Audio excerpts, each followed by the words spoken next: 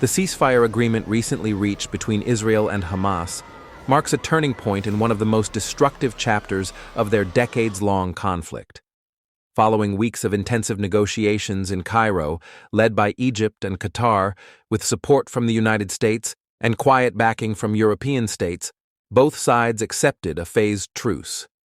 The agreement includes humanitarian access, prisoner exchanges, and an international framework for monitoring compliance.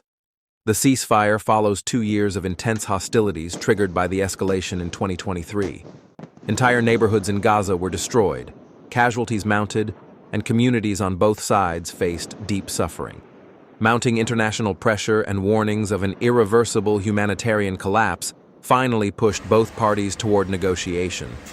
The truce outlines several key steps: the return of Israeli hostages held by Hamas in exchange for Palestinian prisoners, UN-coordinated humanitarian corridors to deliver food, medicine, and fuel, a suspension of Israeli airstrikes and gradual troop withdrawal, and a moratorium on rocket fire and militant activity inside Gaza. But even as the guns fall silent, difficult questions remain. Who will govern Gaza now, and how will security be maintained? Israel refuses to allow the continued military presence of Hamas, yet there is no clear replacement.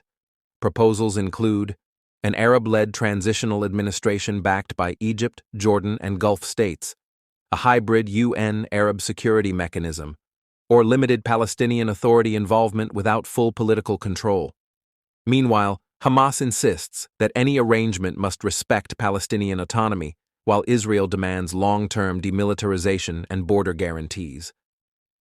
The ceasefire is already reshaping regional diplomacy.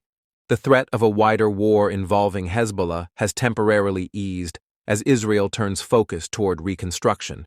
Arab states, especially Egypt, Qatar, and Saudi Arabia, are exploring new ways to revive normalization efforts that had stalled during the conflict. Iran, a longtime backer of Hamas, is repositioning to maintain influence while avoiding direct confrontation. Meanwhile, the United States seeks to restore credibility after facing criticism from Arab capitals over its earlier support of Israeli military operations. While the ceasefire signals a shift from continuous warfare, its foundations remain fragile. Militant offshoots, hardline factions, and regional tensions still threaten to reignite violence. The humanitarian crisis also persists, with millions in Gaza still facing displacement and hardship.